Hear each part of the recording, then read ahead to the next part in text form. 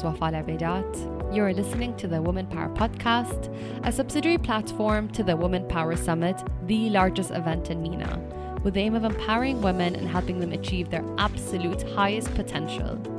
Each week on the Women Power Podcast, you will hear honest, vulnerable, authentic, real conversations from inspiring women.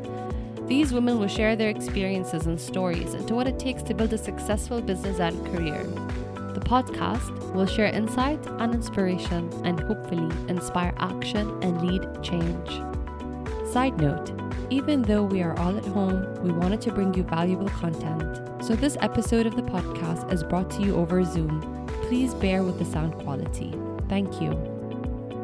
Hadley Gamble is a CNBC anchor where she hosts her own show, Capital Connection, from CNBC's Middle East headquarters based in Abu Dhabi. Hadley also fronts CNBC's popular documentary series, Access Middle East, where she speaks to world leaders, international CEOs, and philanthropists. Just some of her guests include Egyptian President Abdel Fattah el-Sisi, Lebanon's Prime Minister Saad Hariri, Saudi Foreign Minister Adel Al-Jubeir, Her Royal Highness Princess Reema bint Bandar Al-Saud. In addition, Hadley has profiled some of the biggest names in business, including the man behind the world's tallest tower, Emaar chairman Mohammed Al-Abbar, Bitcoin brothers Tyler and Cameron Winklevoss. Hadley is also a passionate advocate for women in the workplace and their advancement across the Arab world. She moderated the first ever Women's Business Forum in Saudi Arabia and provided exclusive content to CNBC as the kingdom lifted its decades-old driving ban. Welcome, Hadley. So I really want to set the intention for today's interview. So I'm really grateful that we're doing this. And what makes this whole platform, so the Women Power Summit, this podcast, is we just really want to break the whole kind of protocol, having a direct marketing free conversation where we really get to know the person that we're talking to. So really raw, really personal. The whole idea is to learn through shared experience. So we really want to get to know the Hadley that maybe we don't see on screen, but like, the Hadley that has worked so hard to get to where you've gotten. So that's really the intention. And I think that's why people tune in to listen to the podcast every week. So it's something that maybe you wouldn't usually share in another interview where you look polished and look great and you're glammed up, but this is really kind of the real deal or the stuff that you wouldn't, you talk to your girlfriends about, for example. So I think that's what we're hoping to talk to about today or to get into today. So I want to segue into so there's about 3 sections that I want to cover. We're going to start with women's issues, and then we're going to segue into your first job, a little bit about your career, because that's fascinating. And then we want to talk about all these incredible people you've met, but also focusing on your experiences with those people, because I find that probably the most interesting. So when we met, by the way, we met twice, which was crazy. I met you in Riyadh. I saw you actually in Riyadh. You were the moderator at the Women Economic Forum, and you were amazing. Yes. And you looked so good in your abaya. Oh, it was so my favorite, that one. You fit in so wonderfully. And that was a really crazy location. It was a very strange event, just the shift of this, changing the location and stuff. And then we met again in Gateway Gulf right the day after I finished the Women Power Summit. And I remember talking to you, and I talked to you about Riyadh, and you were like, I love women's issues. How was your experience in Riyadh? And we were really connecting, and we were the only 2 women in the room. And then you said, I'm going to make the first question in Gateway Gulf, because I was on that panel about the Women Power Summit. And I was so amazed at how quickly you integrated that story. You made the decision, you wrote it down. We're good. We're done. So can you tell me more about your relationship with, I don't want to call it women's issues, but just about, women, empowering women. Is that important to you? Because you were obviously at the Economic Forum in Riyadh, and you were so passionate about the subject that they were discussing. In my family in East Tennessee, in Knoxville, Tennessee, I always sat with the men when I was little. The women would be cooking in one room at a family holiday, and the men would be in the other room talking politics, talking, work, talking economics, talking about what I thought, these are the things that make the world go round. This is when I was a little girl. And I sat there and I learned a great deal from them. And it was only as I got older that I realized it was the women who were running the show in so many ways. And maybe the men didn't really realize it, but the women were really making the most important decisions. And whether it be in the household or in our lives, my mother, for example, And so as I got older, I sort of watched that dynamic kind of continue to play out. And when I moved to the region, which was a decade ago, I remember I had a lot of misconceptions about women in this part of the world, and what, their role was, not just in family life, but also in business. And what's been fascinating to me has been to see my own, observations completely upended and trying to tell the story so that other people could get a better picture of what really happens in this part of the world. And, what we saw in the last several years with Saudi Arabia, for example, the first Women in Business Forum in Saudi Arabia that you mentioned. I remember that event just sort of came up out of the blue. I was traveling at the time doing a couple other stories. I think we were in Jordan and Lebanon, and they asked me to come and do that. And I thought, oh, this will be really, really interesting. I wonder what kind of reception, that's going to bring. And, will people come and that kind of thing. And that was actually, I think, before the announcement of Vision 2030. And this is things were just literally slowly, you remember, starting to really kind of open up in Saudi Arabia. But it was really early days. And I remember they didn't know what kind of audience they would have for that summit. And we ended up having 1,000 women sign up for that summit. And they had to change the location very much last minute as a result of that. And the feeling in that room and the level of professionalism in that room, I mean, we had women from finance, we had women, coming from PR, entrepreneurs, the medical professions, healthcare. I mean, it was kind of fascinating for me to walk into that room and to see, the caliber of women on the stage that I was speaking to and in the audience, and the high level of, educated questions about the most important things, to take into account in terms of your professional lives and integrating your professional lives, into your personal lives. Women, all of us, face the same issues globally. And I think that message is always really important to share, whether it's be with your friends or your colleagues, is that we're all dealing with the same bag of crap. And I think that we all have the ability to learn from each other. So getting to that kind of point in this region where women's issues have become a focal point in so many ways has just been a fascinating journey. And I just kept thinking, the more women take control, not just of their own lives and destinies, but in terms of what's happening in these governments. Women, of course, have a higher level of higher education that's greater than men in this region, as you know, and that's continuing to grow. I think we're going to see a very different region in the coming decade. You mentioned that there was some misconceptions about women from this part of the world. I'm so interested to know what you feel that was. Like, what was your kind of understanding of what women were in this part of the world, but also how did you feel the men's perception was? I think that's what you tapped into. Well, in the sense that I came into this part of the world thinking this was a patriarchal society, and it's in so many ways a matriarchal society. And, women in so many ways are the center of family life and how important that is. And in so many ways, women in this region have a work-life balance that is in an envy, the envy of women from the West, for example, right? Because they have a support system with their families in so many instances that I think is something that everyone, when I speak to my friends and colleagues back in the US, for example, or in the UK, we talk about that and how important that is when you have that kind of family support. And I see that a lot in the region. And that's something that definitely ought to be shared more globally. And I'm curious to see, frankly, how with what's happening with COVID-19 and these different working patterns, how you're going to see women better, perhaps juggling the work-life balance a bit better than men, but we'll see. What do you think has changed with women for the last 10 years? Like, have you noticed a change? I know that things have really opened up, but I mean, in terms of women telling their own story, do you feel there are more platforms for women to share their story? What has changed? Part of it's generational, and it's also older women's response to that generational change in younger women, right? I feel like older women are much more willing to share their stories now because they know that they have a receptive audience for those stories.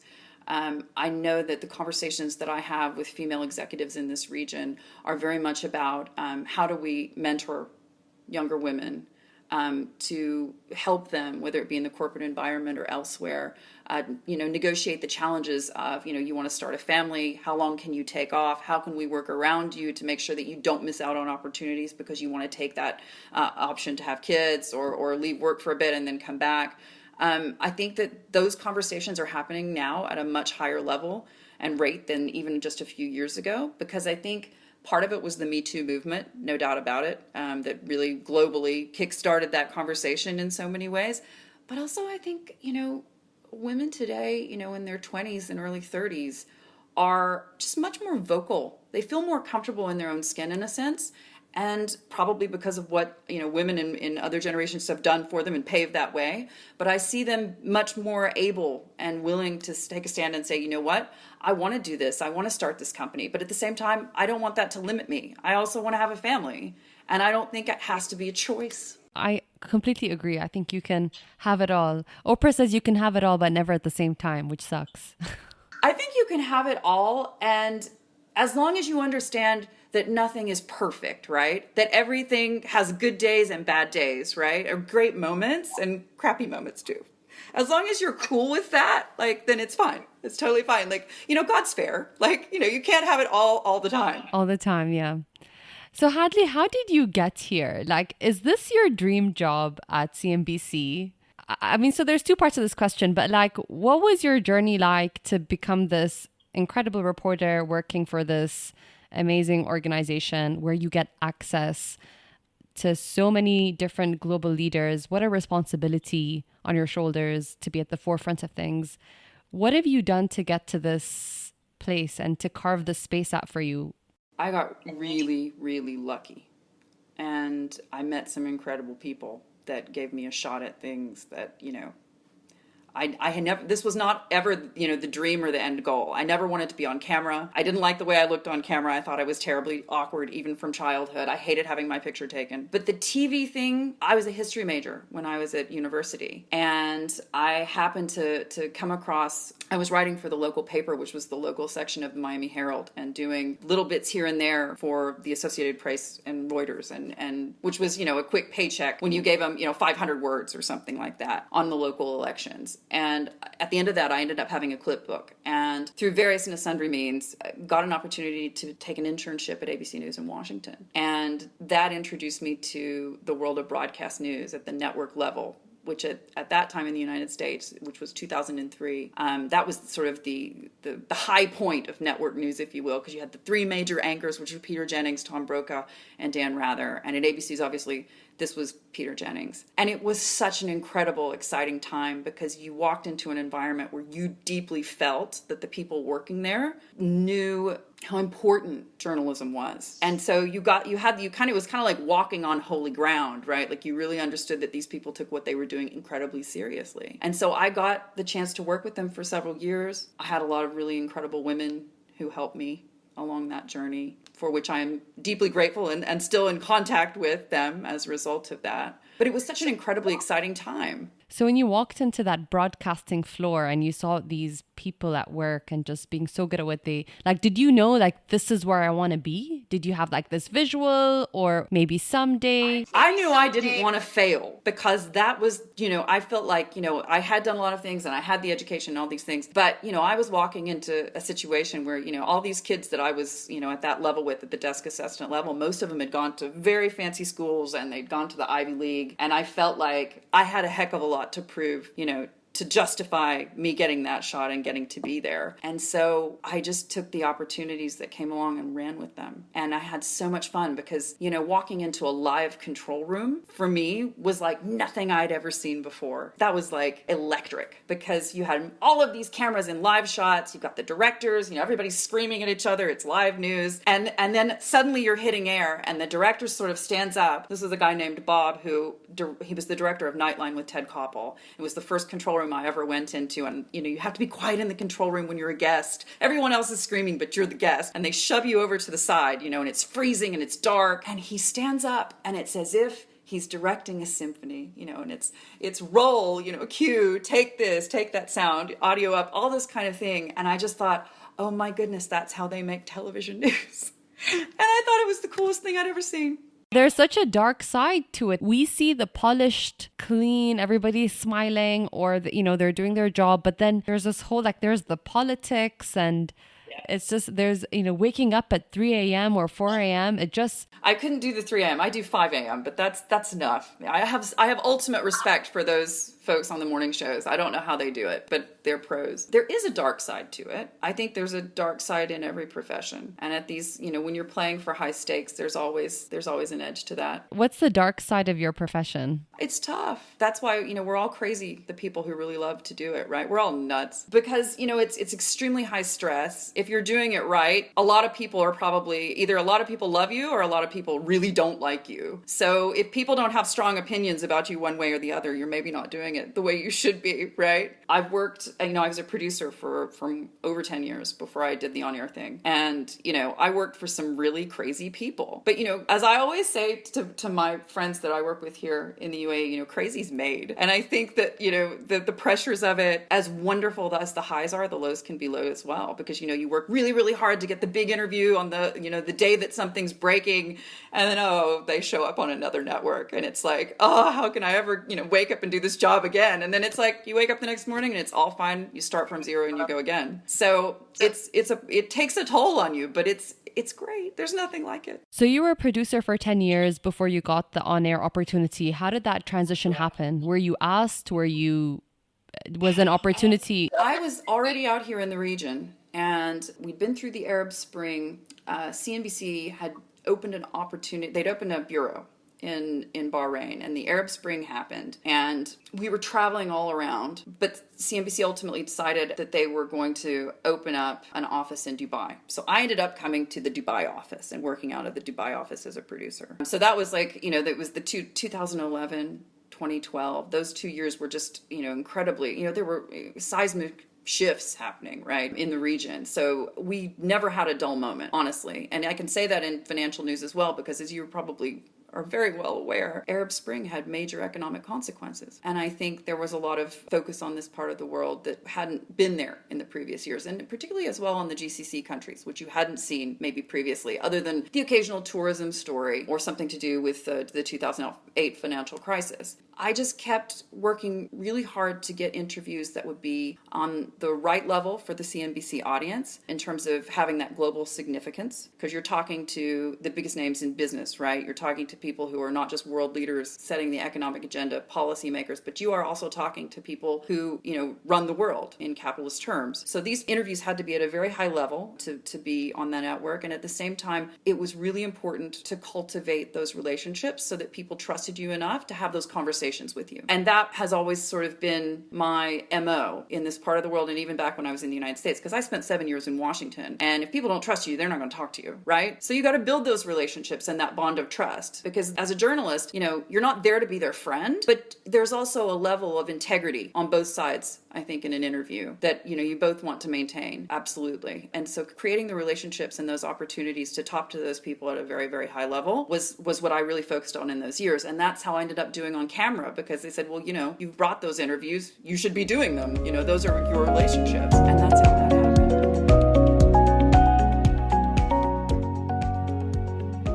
This podcast is brought to you by the Women Power Summit. The Women Power Summit is an annual event that hosts more than 2,000 guests to listen, learn, and network with more than 100 plus speakers and industry leaders.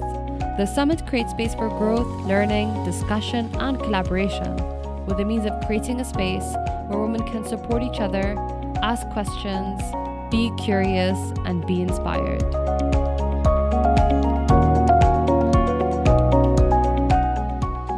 How was your first interview? Do you remember who that was with? It was terrifying. It was with Stanley Fisher. He was at that time the governor of the Central Bank of Israel. And I remember we had a conversation beforehand. We had a really long conversation beforehand. About 30 minutes in his office, and we were talking about New York. And I just come back from Dubai, and I'd had a meeting with the guy who was the chairman of Google at that time. And it turns out that I think his son had interned for this guy at Google. And so we had this long kind of nebulous conversation about his kids and their future and all these kinds of things. And then he's like, so what are you going to ask me about? This is before the interview starts. And this they always ask you, they always want to bring you into their office, have a chit chat, and then be like, tell me everything you're going to ask. And they just kind of do it with a smile. And you're like, I can't tell you that. So you never share the questions beforehand? No. You're never allowed to do that anyway. We have, strict guidelines and policies, but you're never going to do that anyway, right? But they always ask you to do that. And I always laugh to myself that are they really asking me to do this? I mean, we're talking about people that I've interviewed a million times, and they still try to say, so what do you want to know?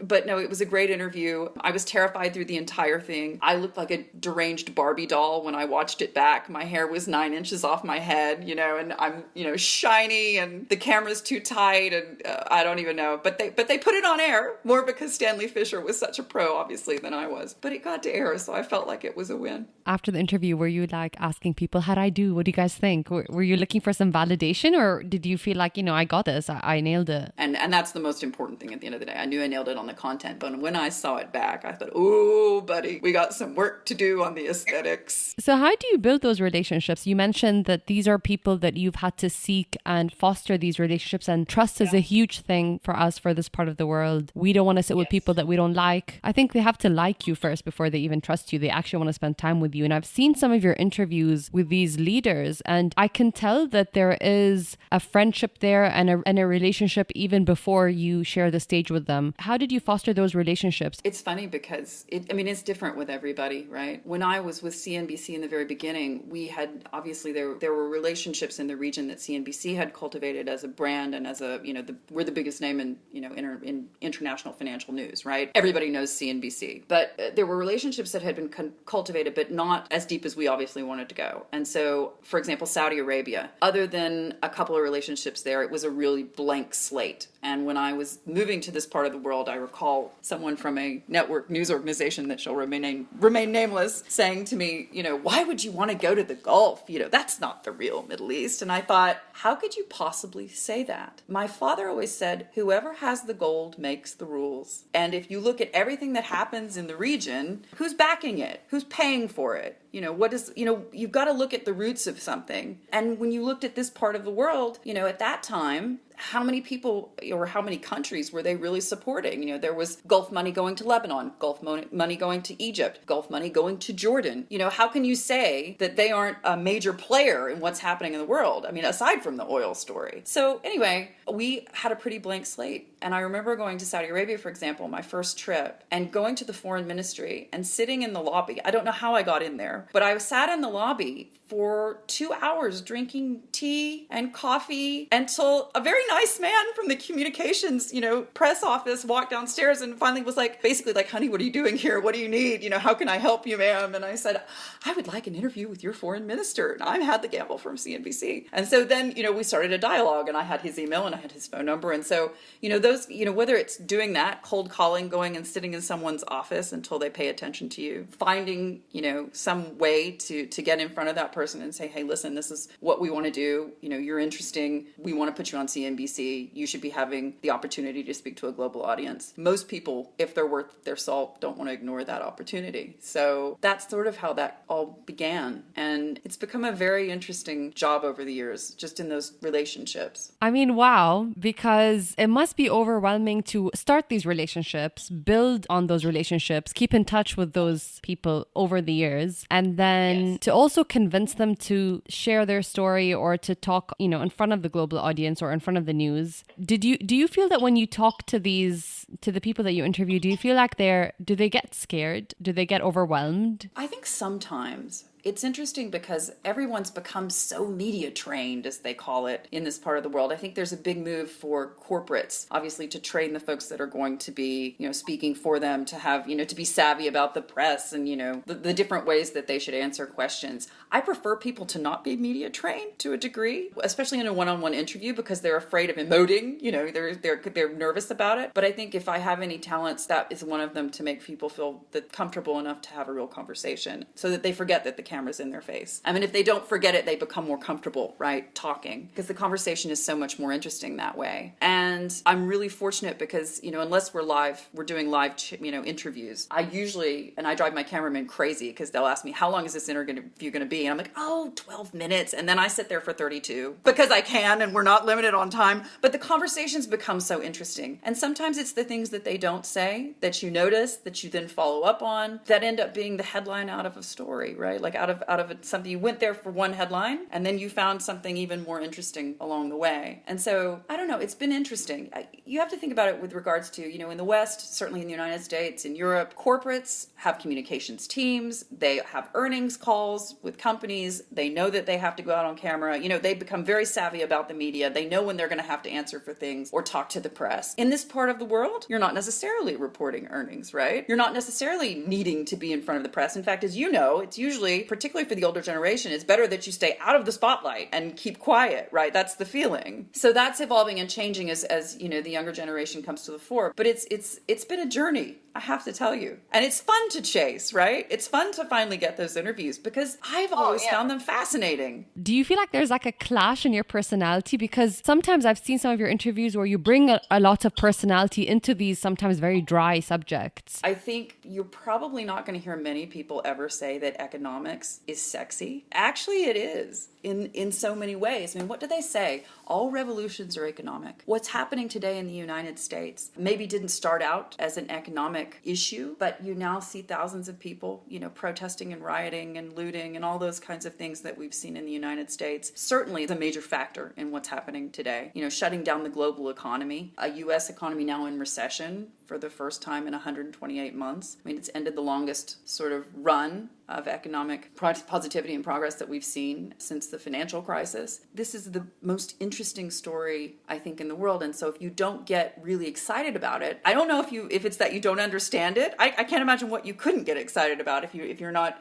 or you could get excited about if you're not excited about this. Because when you look at it from the economic or business angle, it's oil, it's politics, it's power, it's money. It's what makes the world go round. And whether we're talking about, you know, migrant issues, whether we're talking about climate change, all the good that you want to do in the world has got to be fueled by economic growth in order for governments or businesses to give you money to go do it. So I think it's one of the most important sort of topics. And I think that every interview that we do at CNBC, you may not see that initially, but that's what you're trying to get to the root of. And that's why I think it's fun. You talked about power, money, oil, and all of that stuff. Do you feel like you're the minority in that space? As in, are you the only female in the room? More women than there used to be. And I see actually a lot of support, men in this part of the world, for women that maybe not that we didn't have it before Me Too, but I think it's become, it's an awareness issue, right? It's that people are becoming much more aware the value of women, not just in the corporate world, but as entrepreneurs, as members of government. I mean, there are more women in the Dubai government now than men, or they're equal at this point, but I'm sure there could be more. I think that that's becoming much more a part of the norm. I think it's happening. It's not as fast as we would like it to happen, right? But that doesn't matter as much to me, I think, as the fact that the conversation, they know that there should be women on that stage. They want more women in that audience. I mean, a couple of years ago, you remember, women and men in Saudi Arabia sat on different sides of the room and there was a curtain in between. I remember my first panel there and seeing that, and I thought, I knew that it was going to be that way, but I thought, oh my goodness, is this for real? And, you know, I remember that the whole side with women totally full and the side with men not as full. And I thought that was also really interesting. I mean, you could see where things were trending, but, you know, it just took a few extra years to make it happen. I received this incredible list of people you've met. This is crazy. I mean, you've met Egyptian President Abdel Fattah, el-Sisi. You've met Lebanon's Prime Minister Saad Hariri. You've met Saadi. Like, the list is, you know, it's endless. So I see a woman's name on here, Her Royal Highness Princess Reema, bint Bandar Al-Saud. So when you met her, what was that like? I met her for the very first time. It was her first panel at Davos, and she was just such a class act. I was deeply impressed from the minute she walked in the green room. And this was a panel that was focused completely on Saudi Arabia, because that was just after the announcement of Vision 2030. And all eyes were on, you know, Mohammed bin Salman and what this would mean, you know, for the kingdom, and if this would change U.S. policy with the kingdom and the oil market. You know, all eyes were on Saudi and what was going to happen there. And one of the big, you know, stories obviously was not the liberation, but the advancement of women, the opportunities that diversifying the Saudi economy, an economy that they all knew had to be diversified away from reliance on petrol, right? Dollars, on oil, basically. It had to be done with both people in the household working. It had to be done with a bigger population, or a bigger segment of the population going to work every day. And this was the opportunity to say women deserve a place, an equal place in the workforce. And I remember as all of that was sort of transpiring, and I thought, oh my God, he's brilliant, because this is the moment. And Princess Reema at that time was working with the General Sports Authority. And the panel itself had the finance minister and the economy minister, and I think a couple of other ministers on it. And then she was there. And so we went through sort of the rigmarole of what Vision 2030 was going to mean for the economy and these other things. And then I turned to her and I just kind of looked at her and I said, do you think sometimes that Saudi Arabia gets a bad rap? And she kind of looked at me and she was like, I think that they do, because I think that people don't understand what, you know, our country's about, and they don't understand that, you know, women are not sitting, you know, home in a hole abused. They are finding ways around the cultural restrictions that we have. There are entrepreneurs here. There are women in business here. There are women in government here. We are a very strong force within our country that perhaps the West doesn't see. And our story is the story you're going to start hearing about. And she was so poised and so strong and so well-spoken. And I remember she captivated the whole room. And I thought, wow, that's cool. And she's, of course, Saudi Arabia's first female ambassador now to the United States, following her father's footsteps. Incredibly impressive woman. Obviously, with everything that's happened in Saudi over the last couple of years, the murder of Jamal Khashoggi and everything, she's got a heck of a lot that she has to answer for, particularly in Washington today. It's not the most welcoming environment, obviously, for Saudi Arabia. But the fact that they put a woman there, I think, says a lot about what they want to do in terms of women in Saudi Arabia and the future of women. In terms of the men you've met, and I don't want to say men, but like these global leaders, these presidents, which interview have you done that you were like, wow, like this was a dream? A dream. Oh, wow. Oh, gosh. Okay. They're always the fun ones. When you get Naguib Sawiris out, he's always going to make news because that's his personality.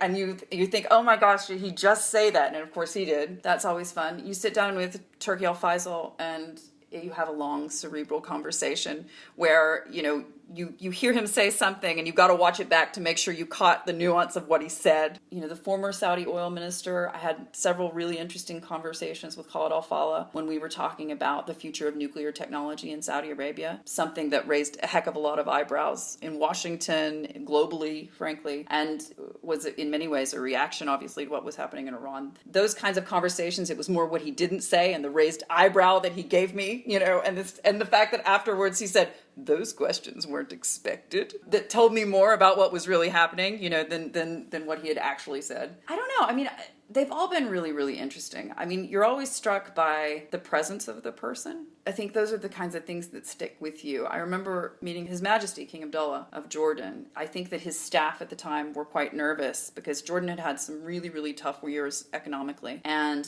obviously I'm coming in from a financial news perspective, but obviously for me, my interviews encompass everything, right? Because your economics, your financial situation always can, determine in many ways your politics. And it's all very intertwined. And, I'd had many conversations with his team who were great, but I could tell they were kind of like, are you going to get into the real nuance of this and this and this? And when I met him, I walked into the office and he was just so lovely and, took me on a tour of the palace and we had a conversation. And it turns out that when he was training in the reserves as a military officer, he had spent time in Fort Knox, Kentucky. And so I'm from Tennessee. And so we end up having this really fun conversation about growing up in the American South and just all these kinds of things that you find in common with somebody. So by the time that we actually sat down for the interview, we were really comfortable with each other. And the thing is that oftentimes from these leaders, you're not looking for necessarily, what's the price of milk today and what was the price of milk, when you were elected or when you came to power. You're trying to determine what their vision is and what do people need. They need that, especially in times like these, right? They need the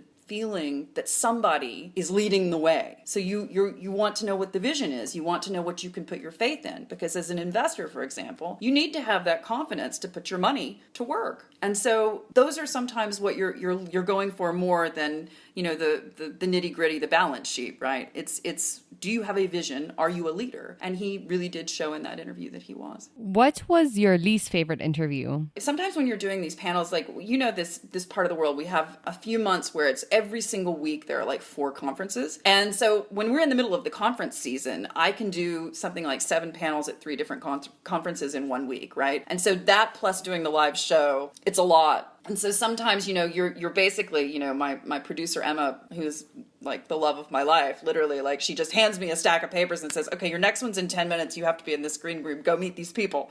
And I'm like looking at it sometimes for the first time. And so I'm running, and I go and I meet all the people in the green room. One of the things that happens in this region sometimes is, depending on the high level of the conference, you've got the leadership of the country potentially in the front row. So they'll come in, they'll inaugurate the conference, or they'll come to certain things, and then they'll go out and have private meetings with people. That often means that in the middle of your panel, and I know this has happened to colleagues at other networks as well because we laugh about it, people will just walk off the stage in the middle of the panel, or they'll just appear out of nowhere and be like, I'm supposed to be on stage with you, and you're like, oh, hi, how are you? Who are you? So anyway, I end up on this stage. No one has told me that the gentleman is going to be speaking Portuguese. And no one has told me that, I think I feel like he was their energy minister. I can't even remember so far back. But anyway, so da-da-da-da-da-da-da, and then I asked him, I don't have simultaneous translation. I don't have anything in my ear. And Knoxville, Tennessee, y'all, we did not learn Portuguese. So I was like, at what point, and he's already off on his answer. And so I just decided to start nodding sagely in his direction, thinking at some point I will figure out what this gentleman is saying. Anyway, I made it through it and I asked him the questions that I wanted and someone somewhere translated it. But yeah, that was a moment. I was like, and I came off the stage and I was like, was I supposed to know that he was speaking in Portuguese? And apparently it had been some sort of mix-up, but I did not know.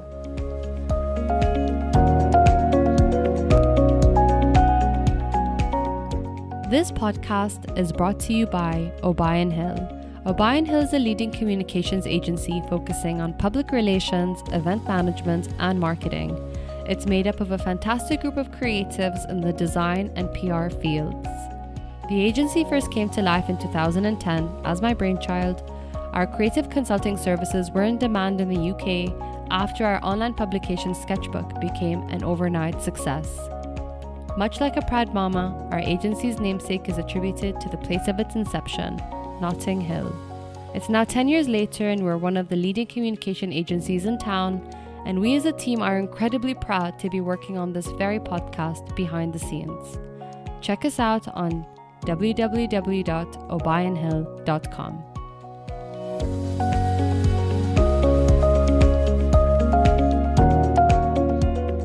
So when you do so much, and again, like you're doing this volume of work and you're kind of switching, it's not like you're doing the same thing every day. There's no routine. You're meeting different people. It's extremely dynamic. Do you wing most things or are you over prepared? I'm much better when I wing it. No, I mean, I need to have the basic of information, but if I over prepare, the danger of over preparation in this job is that you're not going to listen when people tell you something. You're so ready to go to the next question or make sure you want to get 5 things out of this interview or out of this panel. You've got to get to all of them. And if you don't get there, you won't get the sound you need for the show or whatever it is. The danger of over preparation is that you don't listen to the people, right? Like you don't actually have the real conversation and then you miss something. You miss the really interesting thing they said who's going to take you, it's taking you in a totally different direction than where you thought you'd be, but that's actually going to make whatever you're doing more compelling. So I don't necessarily over prepare in that sense. Like I don't map it out. My favorite thing to do, is to just like an hour before, if I have the time, like an hour before the session or the hour before the panel, just sort of either be with somebody who I deeply trust and can bounce ideas off of, or just even be alone and just sort of space out and get the 5 points of what I think will be interesting coming from this interview. And sometimes that has to go beyond the research, like what you would really, really want to do. Oftentimes in the region, we ask the nebulous question about U.S. politics. Who thinks Donald Trump will get reelected in November? And obviously what's happened over the last year, you're going to see a wide divergence in the answers. But sometimes that might be the most compelling answer that those people on that stage can give to that audience. Because obviously whoever is the president of the United States is going to have a major impact on the world. So, things like that, taking a step back from what it is you're necessarily supposed to be focusing on in the brief that they gave you, at the conference, and deciding, okay, actually I'm going to take this in a totally different way. And you kind of have to have your mind free to go do that. And if you've over prepared, then maybe you're not going to see that there's actually something more interesting. But do you watch other interviews with certain leaders before you sit with them? Do you take the time to kind of go on other YouTube channels or other news channels to, Sometimes. I do. Sometimes I do. I ended up doing, I know this sounds crazy, but I ended up doing a few panels in the last couple of years on the politics of space and the business of space, as in space exploration, satellites, data. Who's going to own the data that's going up in these satellites? Who's putting them there? Who's paying for them? All these kinds of things. This has become obviously a really interesting topic. Obviously, what we've seen in the last few weeks is sort of the public-private partnership now putting people into space on a regular basis. What does that mean for business? So this was something that came to me because someone asked me to do this panel a couple of years ago at Milken in Abu Dhabi, and I thought, oh goodness, I know nothing about space. I went to NASA when I was 8 years old. What am I, Cape Canaveral, right? And it ended up becoming one of the things I'm most interested in, because it's one of those things where business meets politics meets money meets it's going to be fascinating. That's one of the things I think to watch, which will be who owns space. Which part of your job do you like the most? I kind of love it all. It depends on, if it's a good day on the show, I really love it. If we've had no random technical issues, it's a great day, then I'm in love. But I really love doing the field work. I really love going and doing the breaking news. And I think, I had been asked years and years ago if I wanted to be on camera when I was in my mid-20s, and I was told, I was working at that time at Fox, and my mentor had said, you should make a tape and we should see, if you want to do this. And so I made the tape, and of course I thought I looked terrible on camera and my read was awful. And you know what it was? They were really encouraging and kind. And I just said, listen, I don't think I know enough yet to speak with authority on things. And I think, having had that training, watching people like Peter Jennings and Jonathan Karl and Jake Tapper at ABC, having seen how prepared they were, and how they had that sort of breadth of editorial knowledge to talk about things in a certain way, I wanted to have that. And I didn't feel like I had it yet when I was in my mid-20s. Probably don't have it now. But, the wisdom of experience and learning and everything gives you, I think, in the heat of the moment, the ability to take a step back and have that in your pocket, when it's time to talk and to say something that means something to other people. So I think that is one of the things that I really enjoy the most, is that breaking news situation, because there's so many elements flying and it's your job, to get it to air. I want to go back to Fox News. Did you see the movie Bombshell? And what did you think? What was your experience like working there? I was very fortunate because the lady that hired me was the bureau chief of the Washington office. Her name was Kim Hume, and her husband is Britt Hume, who is now retired, but he's like their special correspondent. She was the bureau chief and had worked at ABC News before that. And when I had been at ABC News, I was a network baby, right? 3 years at ABC, wonderful time, so many amazing experiences, working really incredible people and some really incredible women, actually. But the progress to be promoted at ABC, because it was a network, if you got a network job, you never left, because it was such a prestigious thing and you worked so hard to get it. But that meant that upward mobility was slow. And I loved producing. I loved the control room. I wanted to be a producer on a major network by the time I was 25. And this was just something that I really, really wanted. And the Fox opportunity happened that was a writer-producer job. And because Fox at that time, those were lean years, really, for Fox News. They were number one in terms of the ratings. They were making a lot of money, but they ran a really tight ship. So that meant that as a producer, you weren't doing just the one job that you'd been hired to do. You had to do 3 or 4 other jobs as well. So it was an opportunity, really. I saw it, to do multiple different things, learn multiple different aspects of the news business. I thought that was amazing. And this lady hired me in Washington, and I got to do that. And I got to field produce, and I got to be in a control room, and I got to write for news. And it was an incredible television experience, because you learned how all the mechanics and there are many, how it all, came together and how it all worked. And that, I think I was there. My last days at Fox were the first 100 days of the Obama administration. And so I got to see an incredible election. That was my second election out of Washington. And it was unlike, any other election until the election of Donald Trump. But it was, seeing Barack Obama in his inauguration in Washington was sort of one of the most incredible moments, I think, in the history of the United States. And the fact that we could get there as a nation, that we were there, was an incredible thing to be a part of. And I don't think there was a dry eye, really, on the National Mall. So it felt for me that was a great moment to end the journey of Washington and start the international news journey. And I ended up in Abu Dhabi very shortly thereafter. So when you watched the movie, did you experience any of that stuff? Were you watching it and you were like, okay, I've never seen... I knew some of the women that are in that movie. I had the good fortune to work briefly with Megyn Kelly when she was in the Washington office at Fox News, and I found her very smart, very hardworking, and very nice to women. Like, you notice that when you're a young woman coming up the ranks. You notice when someone makes an effort to be kind or listen to the things you have to say, you deeply appreciate that. And she was lovely. And so I've always watched, I watched her career and cheered for her when it was good and felt bad for her when it didn't work out as well. When the Roger Ailes takedown happened, I had already left Fox News. I knew Rudy Bakhtiar as well when she was there, but only briefly. I also worked for Brian Wilson, who's depicted in the movie. It would be, I think, deeply unfair to say that these kinds of problems were only in one news network. And we saw with the Me Too movement, these kinds of accusations and these kinds of problems bubbling and percolating at mostly every news network in the United States. I certainly have felt pressure in my career in that way everywhere I've worked, in one way or another. But it never impacted my success saying no to inappropriate advances did not, to my knowledge, mean that I didn't advance in my career. And what I really and deeply know, because I mean, obviously all my girlfriends in this industry, producers, on-air people, we've all had the conversations privately about, did you hear this and did this happen and did that happen to you too?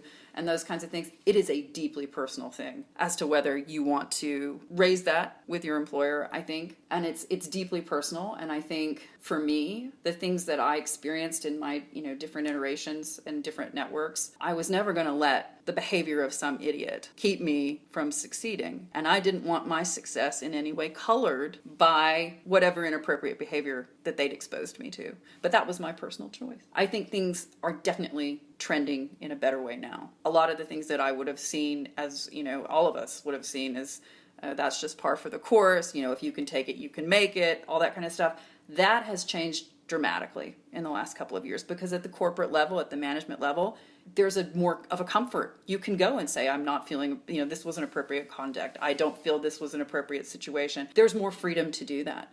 And I think during those times, when you look at the Bombshell movie, I mean, it was pretty common knowledge that if things were happening that weren't above board or whatever, if you took it to management, and that wasn't just at Fox, that was everywhere, you had a 50-50 chance of that person either being removed or reprimanded, or, they write you a check and no, you never work in news again. So things have definitely changed, I think, in a lot of ways for the better. And I think men are just much more aware. I think when the Me Too movement happened, men were like, what's going on?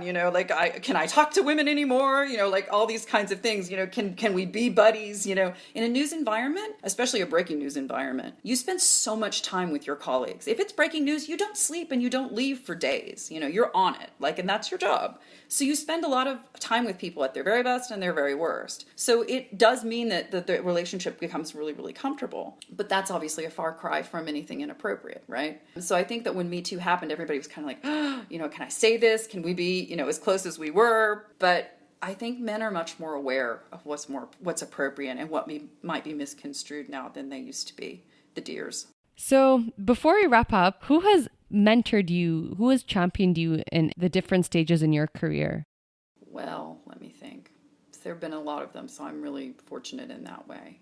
When I started at ABC News, I actually interned for someone who ended up being a major figure in the Me Too movement. My first internship at ABC News was for a gentleman named Mark Halperin, and I used that term loosely. And that was in the political unit, and at that time I was the first female intern to ever be part of that group. And I ended up, after that, transitioning to the news desk, and I worked for a lady named Georgianne Thanos, and she was tough on all of us, on all of the young people, but she just gave us all a sense of how important it was. And I know this sounds crazy that you wouldn't know that in your first job, how important it was that we were on time, how it was important that we didn't, if we were supposed to be there from this time to that time, all these little things that you think until you're in a news situation or a professional situation where you've got to be on your A game at all times, and that, there's no ifs, ands, or buts about it. And she was kind of like a mom, but at the same time, she was a hard taskmaster. Anybody that ever worked for GT knows,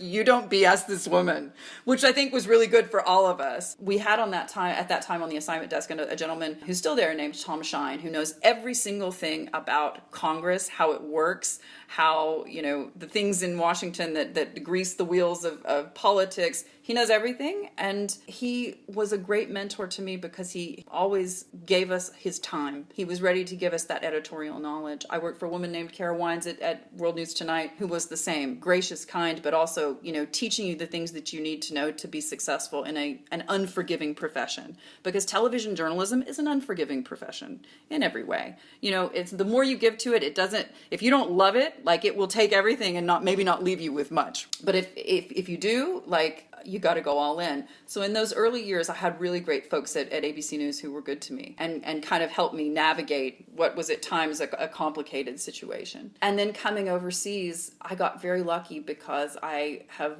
developed a group of girlfriends in this part of the world who kind of come from very different backgrounds, who have really held my hand and taken care of me, because sometimes you need someone to have your back on the emotional side when, the lights are off and you get home and you've just given all of your energy energy to whatever it was. Because as you know, people, sometimes you've got to light up the room. You've got to shine the light on everything. It doesn't necessarily leave you much room for yourself. So girlfriends are there to sort of back you up and give you the cushion, right? And the support that you really, really need to get up the next day and do it again. And so in that sense, I've been very, very fortunate to have those friends in this part of the world. But yeah, in terms of the mentors, I think it's been quite the journey. So Hadley, 10 years from now, where do you see yourself? Are you still doing the same thing? Is there something you'd love to achieve that you haven't yet? I mean, there's so many things I want to do. I think that the media is going to change in so many different ways. I mean, look at us right now. We're doing a podcast. I love listening to podcasts. I think they're amazing. And I think, they're a way in my world of being mindful, right? Like I can put them on, I can do my walking, I can do my laundry, I can do whatever it is. And I kind of, it takes me to a different place. I think that we're still going to be having conversations. I don't know what that's going to look like. We'll see. I don't know. I'm so curious to see how media is going to evolve because, when I started, blogs were like the hot new thing. I'm not kidding. Like, and everybody was like, what is that? What is a blog? And people were like, this is how we're going to do news now. And there was a lot of distrust, obviously. And now we've seen the rise of social media and all these other things. So who knows what's going to happen in the next 10 years. But certainly, whatever it is, I hope I'm in the middle of it. Wow. I love that. What an excellent finale. Thank you. Hadley, this was amazing. And I mean, I'm just so happy that our paths have crossed yet again. I find what you do so fascinating, and just being in the media, being a reporter, being a journalist, being at the forefront of things is very exciting. So I really am so grateful that you've given not just me, but all our listeners some of your time to tell us what that world is like. That's it for this week. Thank you for listening to an episode of the Woman Power Podcast. And thank you for downloading and streaming our podcast every week. If you love what you've heard, tag us on Instagram and follow the Woman Power Podcast and Woman Power Summit account for more information on our next episode. Please leave a rating review wherever you get your podcast. It really helps other women discover the show. That's it from me. See you next week.